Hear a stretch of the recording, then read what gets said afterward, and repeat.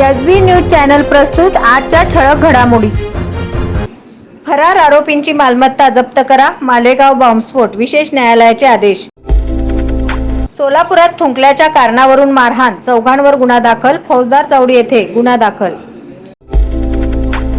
Visa बनवणाऱ्या टोळीचा पर्दाफाश, 48 बनावट व्हिसा जप्त. हॉटेल चालकाचा पोलीस अधिकाऱ्यांवर जीवघेणा हल्ला, हॉटेल मालकासह 8 जणांविरुद्ध गुन्हा दाखल, महिलांचाही समावेश, 6 जण अटकेत. मंगळवेढा विजयपूर रस्त्यावर मरवडे येथील घटना. अनुसूचित जाती मतदारसंघावर बोगस दाखले लावल्याची अतिक्रमण थांबले पाहिजे, रिपाईंचे प्रदेशाध्यक्ष राजाभाऊ सरोदे यांनी व्यक्त केली भूमिका. पंढरपूर तीर्थक्षेत्र विकास आराखड्यासाठी 413 कोटींची तरतूद, सार्वजनिक बांधकाम मंत्री रवींद्र चव्हाण यांची माहिती. पंढरपूर तालुक्यातील वाखरी हद्दीत छोरिया कंपनीची फसवणूक, 13 जणांविरुद्ध गुन्हा दाखल, न्यायालयाच्या आदेशाने झाली कारवाई.